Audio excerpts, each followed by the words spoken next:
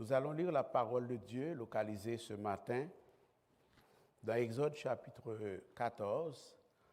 Nous allons lire à partir du verset 10 jusqu'au verset 17 et nous enchaînons en sautant quelques versets pour écouter la lecture et nous enchaînons avec les versets 27 à 31 à la gloire du Seigneur, frères et sœurs.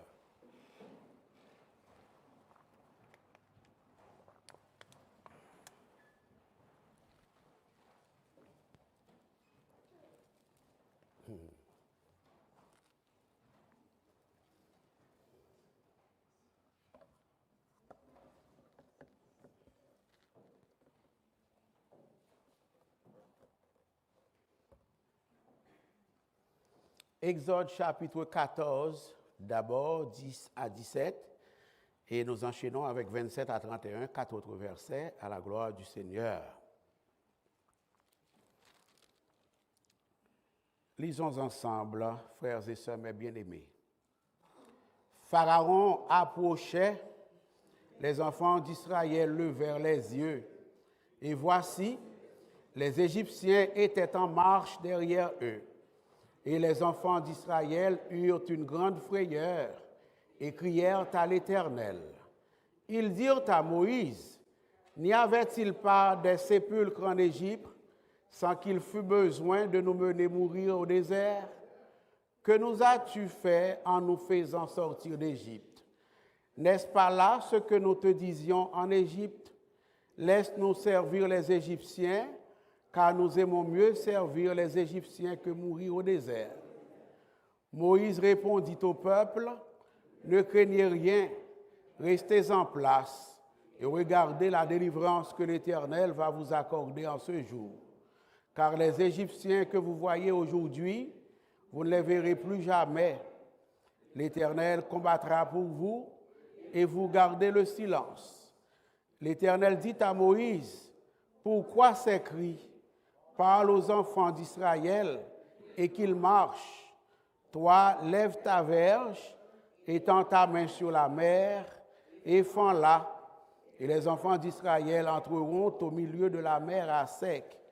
Et moi, je vais endurcir le cœur des Égyptiens pour qu'ils y entrent après eux. Et Pharaon et toute son armée, ses chars et ses cavaliers feront éclater ma gloire. On enchaîne avec les versets 27 à 31. Moïse étendit sa main sur la mer, et vers le matin, la mer reprit, et les Égyptiens s'enfuirent à son approche. Mais l'Éternel précipita les Égyptiens au milieu de la mer.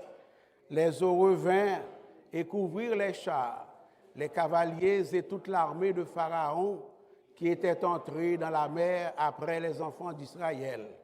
Et il n'en échappa pas un seul. Mais les enfants d'Israël marchèrent à sec au milieu de la mer, et les eaux formèrent comme une muraille à leur droite et à leur gauche. En ce jour, l'Éternel délivra Israël de la main des Égyptiens, et Israël vit sur le rivage de la mer les Égyptiens qui étaient morts. Israël vit la main puissante que l'Éternel avait dirigée contre les Égyptiens, et le peuple craignit l'Éternel, et il crut en l'Éternel et en Moïse son serviteur. Dès le Seigneur, dans son amour incommensurable et parfait, bénir et sanctifier, frères et sœurs, la lecture de sa sainte et agréable parole pour la plus parfaite construction commune de nos âmes. Veuillez vous rasseoir, frères et sœurs, mes bien-aimés.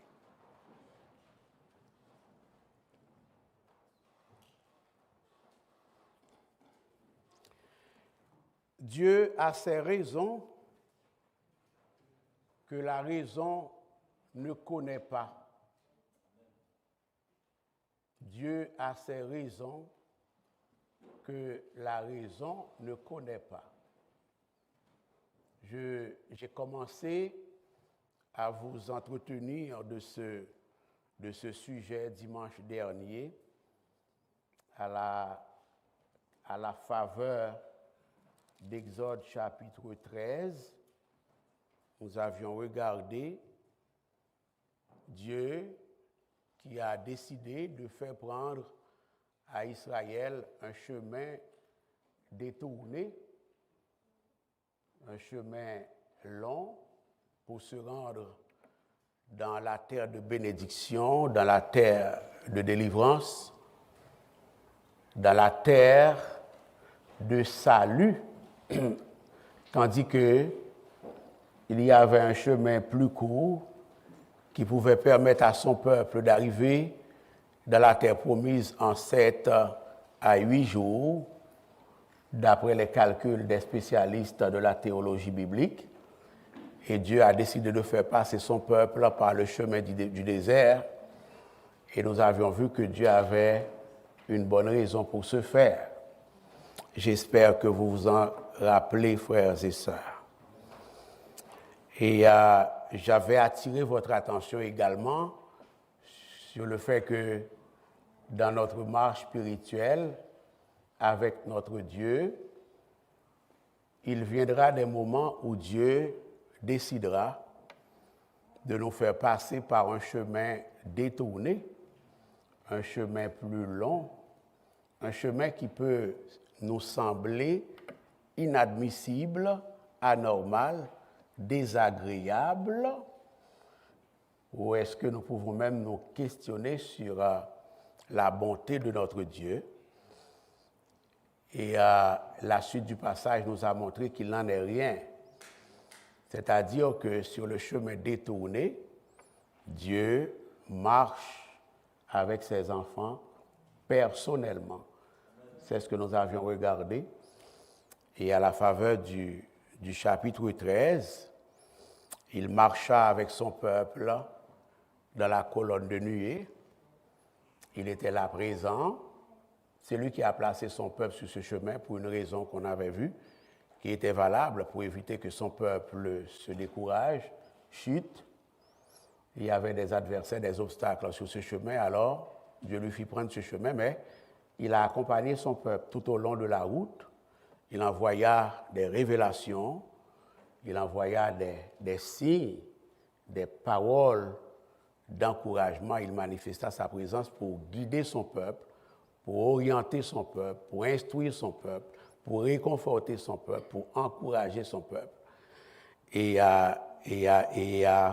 également, sur la route détournée, il est là, pas seulement pour instruire, encourager, orienter, diriger son peuple, mais il est également sur ce chemin-là, le chemin difficile, pour protéger son peuple.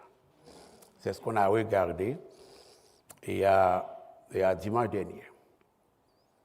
Nous allons approfondir le dernier aspect de la question, Dieu qui est avec son peuple pour le protéger. Et vous allez le voir, et pas seulement pour le protéger, mais pour lui donner la victoire finale. Dieu manifeste sa présence avec son peuple. Nous l'avions vu à travers une colonne de nuée.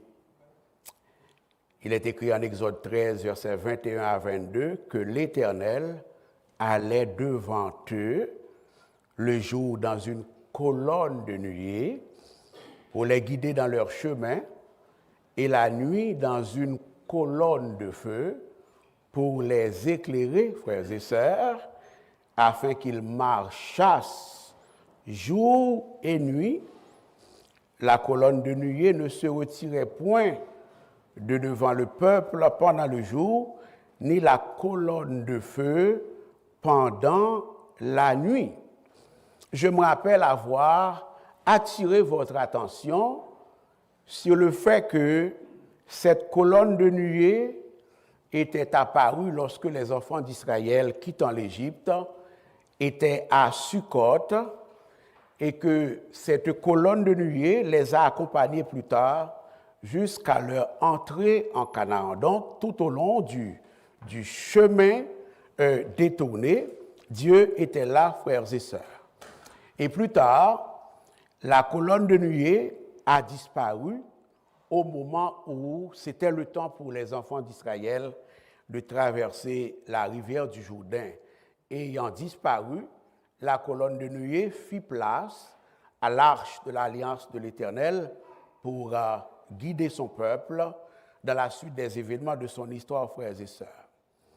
Nombre chapitre 16, verset 42 Exode 40, verset 36, nous font comprendre que, eh bien, tout le peuple pouvait voir visiblement cette colonne de nuée durant les différentes étapes de son pèlerinage sur la route détournée ou alors dans le désert, frères et sœurs.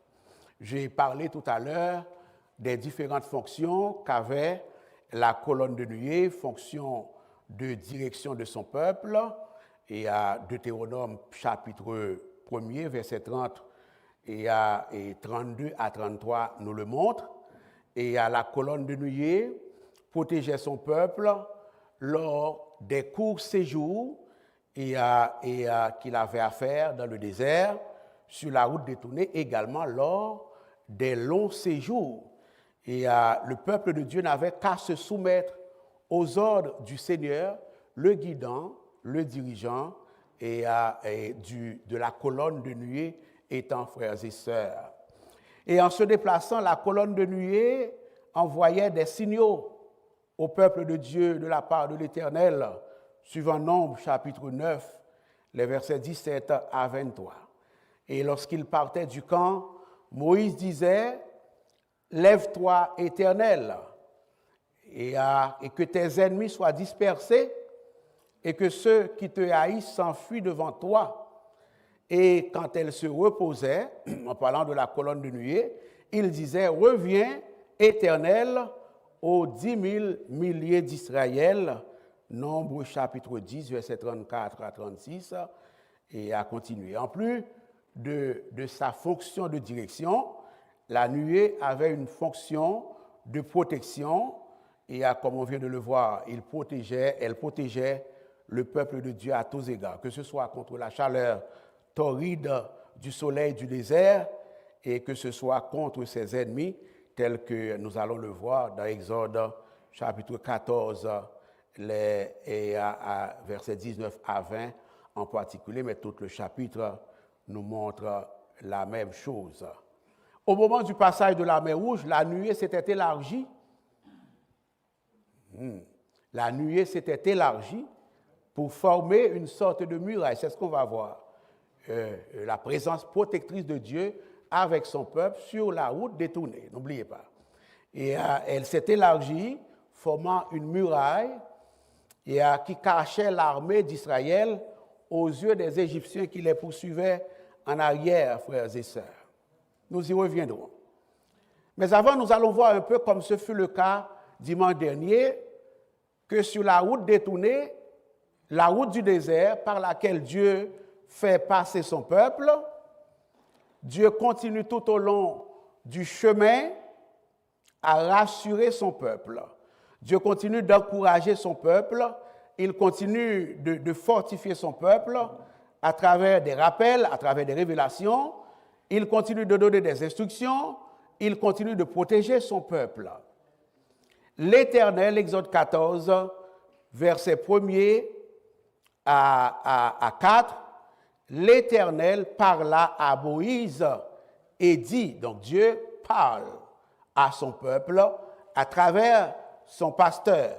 L'Éternel parla à Moïse et dit, parle aux enfants d'Israël qu'ils se détournent. L'ordre de se détourner est repris et qu'ils campent devant Pi-Hahiroth, entre Migdol et la mer, vis-à-vis de Baal-Séton. C'est en face de ce lieu que vous camperez près de la mer. Pharaon dira des enfants d'Israël, ils sont égarés dans le pays. Le désert les enferme. J'endurcirai le cœur de Pharaon et il les poursuivra, mais Pharaon et toute son armée serviront à faire éclater ma gloire. Et les Égyptiens sauront que je suis l'Éternel. Le peuple de Dieu continue d'être sur le chemin détourné. Parle aux enfants d'Israël qu'ils se détournent.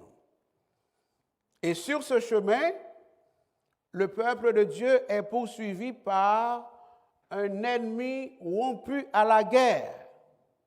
J'endurcirai le cœur de Pharaon et il les poursuivra. Ils sont sur un chemin détourné et ils sont poursuivis par un ennemi. Mais la poursuite de cet ennemi et de tous ceux qui sont avec lui serviront à faire éclater la gloire de Dieu. Dieu n'a-t-il pas des raisons que la raison ne connaît pas toujours?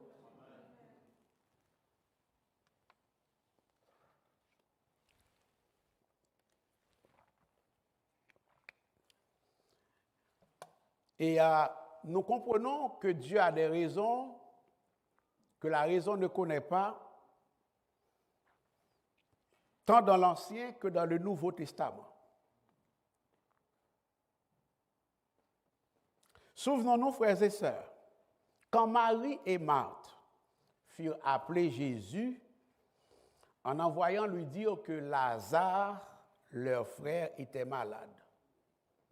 Jésus a répondu que cette maladie n'est point à la mort, mais elle est là pour la gloire de Dieu, afin que le Fils de Dieu soit glorifié par cette maladie. Avant que le Christ ait dit cela et donné la raison de cette maladie qui culminera à la mort, personne ne savait pourquoi la maladie était là. Souvent de fois, frères et sœurs, nous nous retrouvons sur un chemin détourné pour une raison que la raison ne connaît pas. Souvent de fois, nous nous retrouvons sur le chemin détourné pour une raison que nous ne savons pas. Mais c'est important pour vous de comprendre que ce n'est pas parce que la raison ne connaît pas la raison qu'il n'y a pas de raison au fait que vous et moi, nous pouvons nous retrouver sur un chemin détourné, frères et sœurs. Dieu ne fait jamais rien pour rien. Dieu ne permet rien pour rien. Ainsi, frères et sœurs, une des raisons pour lesquelles nous pouvons nous retrouver sur un chemin détourné, où en plus un ennemi juré nous poursuit avec la permission de Dieu, c'est pour la gloire de Dieu. Êtes-vous prêts à accepter cet évangile ce matin? Les temps difficiles que vous et moi pouvons avoir à traverser sur cette terre de péché, sur cette terre de corruption, sont souvent de fois là pour faire éclater la gloire de l'Éternel des armées, assis sur les chérubins. Vous ne le savez pas toujours, mais Dieu le connaît. Pensez à vos souffrances. Pensez à vos maladies, pensez à vos calamités, pensez à vos temps d'attente par rapport à vos objectifs, pensez à tout ce qui cause des frustrations dans votre entourage. Il se pourrait fort bien qu'ils soient tous et toutes là pour faire éclater la gloire de l'Éternel. Pharaon approchait, verset 10. Les enfants d'Israël levèrent les yeux, et voici les Égyptiens étaient en marche derrière eux, et les enfants d'Israël eurent une grande frayeur et crièrent à l'Éternel. Face à sa situation difficile, le peuple de Dieu s'effraie, il s'agite. Probablement Israël cherche un endroit où se cacher de l'armée de Pharaon. C'est un peu cette attitude que nous adoptons, frères et sœurs, parfois lorsque nous sommes confrontés à une situation qui nous dépasse. On cherche une façon de fuir la situation, mais parfois, malheureusement, en adoptant une attitude contraire à celle à laquelle Dieu s'attend. Comme les enfants d'Israël sur la route détournée, il nous arrive parfois d'avoir peur. Ce n'est pas la meilleure attitude à avoir dans l'adversité. Mais ça arrive. Pourquoi? Parce que la peur est humaine. Et Dieu comprend cela. C'est la raison pour laquelle Dieu envoie un message solennel à son peuple pour rappeler à son peuple ses bonnes intentions à son égard. Dieu envoie un message à son peuple pour lui rappeler ses promesses et ses bonnes dispositions à son égard. C'est le même message que dimanche que je vais prêcher, ok? Sur la route détournée, Dieu envoie un message. Est-ce qu'on est là, frères et sœurs?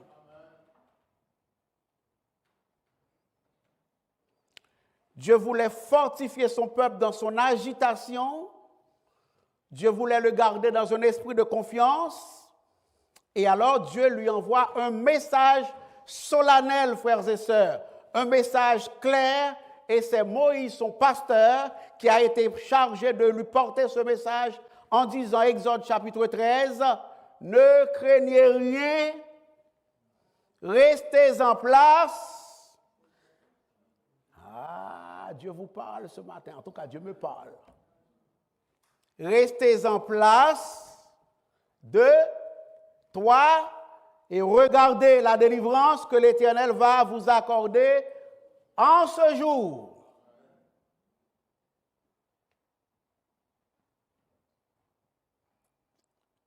Et le texte continue de dire, l'Éternel combattra pour vous sur la route détournée et vous gardez le silence, arrêtez de vous agiter.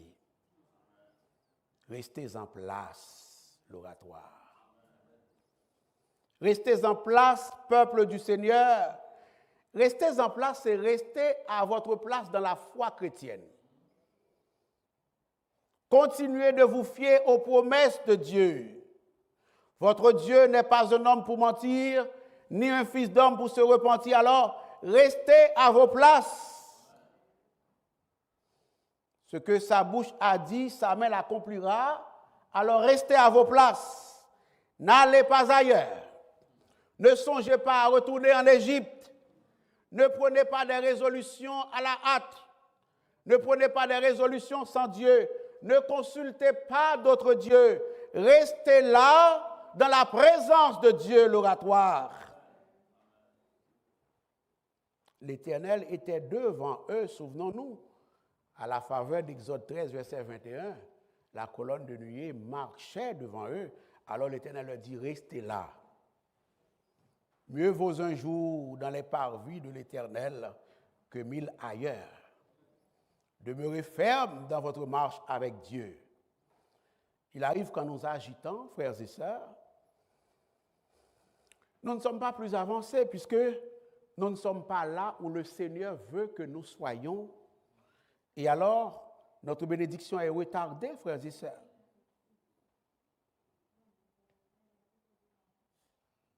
On n'obtient pas la délivrance de l'Éternel dans l'agitation.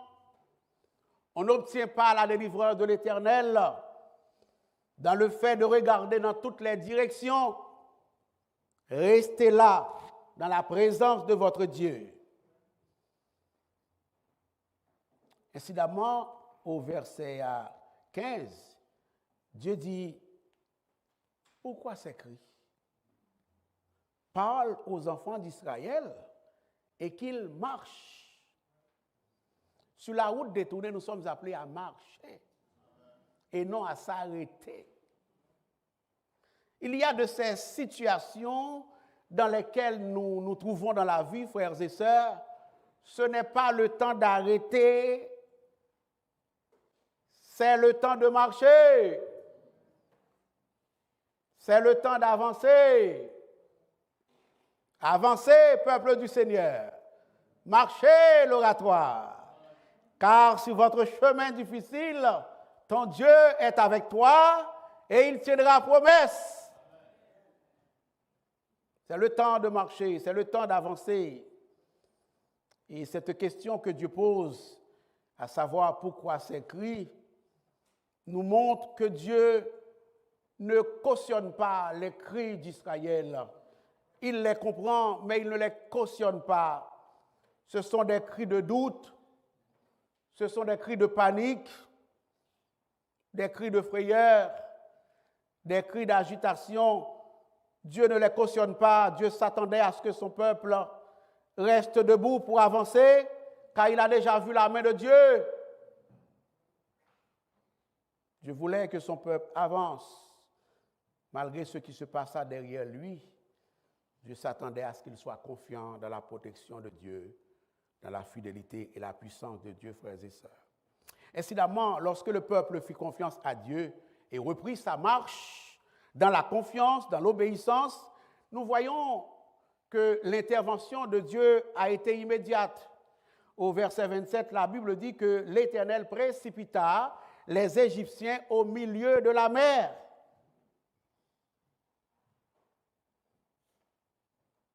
L'ange de Dieu qui allait devant le camp d'Israël partit et alla derrière eux. Exode 14, versets 19 à 22. L'ange de Dieu qui allait devant le camp d'Israël partit et alla derrière eux, et la colonne de nuée qui les précédait partit et se tint derrière eux. Et elle se plaça, je reviens sur la présence protectrice donc, comme promis, elle se plaça entre le camp des Égyptiens et le camp d'Israël. La colonne de nuée se plaça entre le camp des Égyptiens et le camp d'Israël. Cette nuée était ténébreuse pour les Égyptiens et elle était éclairante pour les Israéliens. Ça va? Notre Dieu n'est-il pas grand, frères et sœurs? Voilà de quoi je parle quand je parle de la présence protectrice de Dieu avec son peuple sur la route détournée. Et les deux camps, dit l'Écriture, n'approchaient point l'un de l'autre pendant toute la nuit. Moïse étendit sa main sur la mer et l'Éternel refoula la mer par un vent d'Orient, et vous en connaissez la suite. L'ange de Dieu, je vous résume les versets 19 à 29 avant que je continue à prêcher.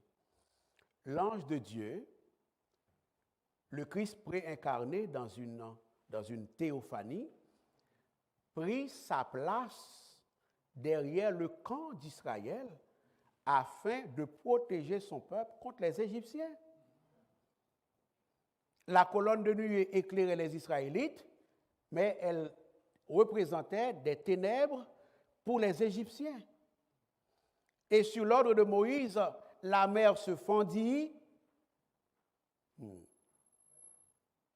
La mer qui s'est fendue, c'est la mer qui était devant eux quand l'armée de Pharaon était derrière eux. Et là, ce n'est pas route détournée encore. Là, c'est entrave, c'est impasse. Et la mer s'est fendue. Elle forma deux murailles à droite et à gauche d'un chemin qui est rendu sec par lequel Israël a cheminé pour se retrouver de l'autre côté des rives, frères et sœurs.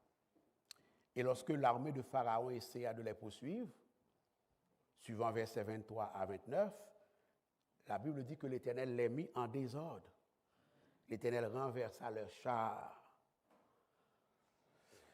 Et alors, la marche leur est devenue difficile. Et avant qu'ils ne puissent se retirer, la mer se referma. Gloire à notre Dieu. Si on continue à être fidèle avec bon Dieu a englouti tout problème au matin. Je prie que tes problèmes soient engloutis dans le nom de Jésus. En ce jour-là, l'Éternel délivra Israël de la main des Égyptiens et Israël vit sur le rivage les Égyptiens qui étaient morts. Frères et sœurs, les Égyptiens ont vu la main protectrice de Dieu. Israël a vu la main puissante et protectrice de Dieu pour diriger son peuple, pour le réconforter, pour l'encourager, pour le sauver. Mais pas que. Les Égyptiens, l'ennemi du peuple de Dieu, ont vu également la main puissante de Dieu et ils ont témoigné de la main puissante de Dieu pour son peuple.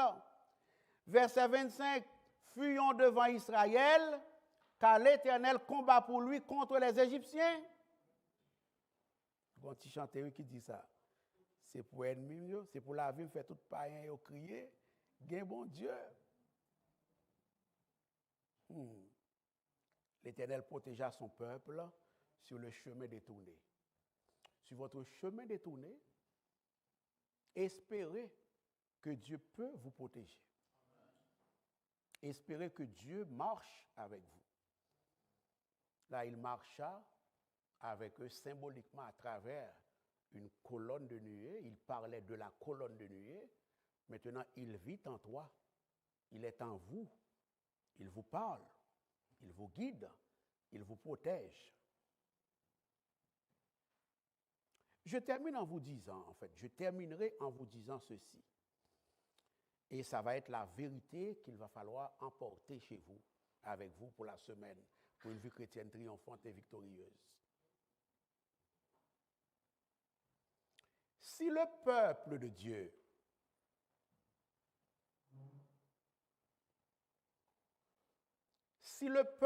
Dieu était resté à se lamenter, à s'agiter, à murmurer, à s'impatienter, à paniquer, il n'aurait pas obtenu la délivrance du Seigneur. Et pour nous, la leçon est claire. Le secours de l'Éternel dans nos épreuves, dans nos temps difficiles, quand nous nous sentons poursuivis par un ennemi et qu'en plus nous sommes déjà dans une difficulté, notre secours dépendra la plupart du temps de notre attitude envers le Seigneur. Notre secours dépendra de notre obéissance et de la confiance que nous plaçons en l'Éternel, frères et sœurs. L'Éternel est et sera toujours prêt à combattre pour nous. L'Éternel est et sera toujours prêt à marcher avec nous dans nos épreuves parce que nous sommes ses enfants bien-aimés, parce que nous sommes son peuple et le troupeau de son pâturage. Dieu sait qu'il est responsable de notre sécurité. Dieu sait, c'est un Père responsable. Il sait qu'il est responsable de notre bien-être. Il sait qu'il est responsable de notre santé, de notre victoire, de notre sécurité, frères et sœurs. Nous ne sommes pas seuls sur le chemin de la vie, jamais seuls dans nos moments difficiles. Toutefois, mes bien-aimés, Dieu nous demande de le laisser combattre pour nous pendant que nous continuons à marcher avec lui. Il nous demande d'avoir confiance en lui. Dieu peut nous amener sur un chemin détourné afin que nous comprenions, vous et moi, qu'à chaque jour suffit sa peine. Dieu peut aussi nous entraîner sur un chemin détourné de telle sorte que, frères et sœurs, nous puissions avoir la compassion pour ceux qui sont faibles et que nous puissions les aider à se relever ayant nous-mêmes vécu les mêmes expériences difficiles, frères et sœurs. Dieu peut nous permettre, frères et sœurs, de passer par un chemin difficile afin que nous apprenions à chercher plus en profondeur sa face, afin que nous apprenions à chercher son intimité, une relation chaque jour plus profonde, une communion chaque jour plus profonde avec lui. Si ces situations difficiles arrivent dans nos vies, espérons en l'Éternel. Espérons en l'Éternel. Le passage lu nous montre très clairement que Dieu est un bouclier pour son peuple. Dieu est un refuge pour son peuple. Dieu est un secours qui ne manque jamais dans la détresse pour son peuple. Ne retournons pas en arrière pour aller servir l'Égypte. L'Égypte qui typifie non seulement notre vie passée sans Christ, mais également la servitude du péché. la servitude du diable, frères et sœurs. Rappelons-nous que nous avons été rachetés à un grand prix qui est le sang, la vie du Christ. Rappelons-nous que nous avons été justifiés, que nous avons été réconciliés avec Dieu notre Créateur. Jésus a dit que votre cœur ne se trouble point, croyez en Dieu et croyez en moi. Et cela, ce n'est pas seulement dans les temps difficiles. Ce n'est pas seulement quand nous avons le vent dans le dos. C'est aussi et surtout lorsque nous avons le vent en face de nous. Est-ce qu'on est là, frères et sœurs? Le Christ a encore dit que vous aurez des tribulations dans le monde, mais prenez courage, car j'ai vaincu le monde. Prenons courage. Prenez courage, ma sœur. Prenez courage, mon frère. Prenez courage, famille du Seigneur. Car la même foi qui ouvrit la mer Rouge, faisant passer à pied sec les enfants d'Israël, cette foi nous donne aujourd'hui en Jésus le moyen d'accomplir l'impossible. Car Dieu est le même hier, aujourd'hui et éternellement. Il n'a pas changé. Nous avons plus de grâce que Israël.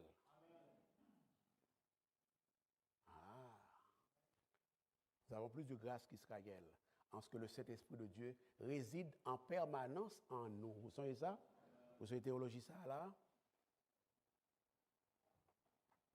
Que le Seigneur nous fasse la grâce de compter sur lui pour accomplir l'impossible. Pour accomplir l'impossible dans la foi, dans la confiance, dans l'harmonie avec lui et dans l'harmonie les uns avec les autres. Ah, c'est important aussi. Prenons courage et ne craignons point les tribulations que nous voyons aujourd'hui.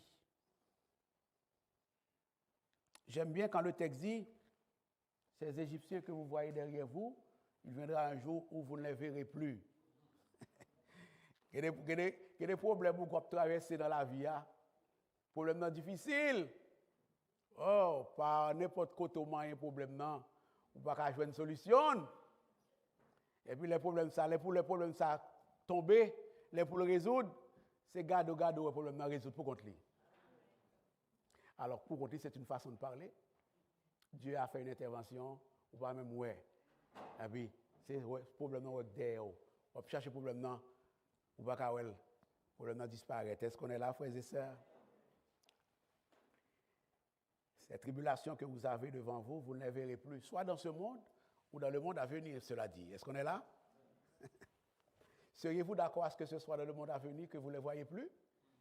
Ah, c'est possible. Ah, c'est possible. L'Éternel combattra pour vous, l'oratoire, famille de l'oratoire, homme de l'oratoire, jeunesse de l'oratoire, visiteur de l'oratoire, amis internautes qui nous écoutent. L'Éternel combattra pour vous sur la route difficile, sur la route du désert, et vous gardez votre calme. Et vous gardez le silence. Regardez à Jésus. Jamais Dieu ne délaisse celui qui se confie en lui. Gardez à Jésus. Et vous verrez la délivrance que l'Éternel va vous accorder. Non seulement à vous, à votre famille, à vos amis, à vos relations, à votre ministère, mais également à tous ceux que vous aimez. Soyez bénis, peuple du Seigneur.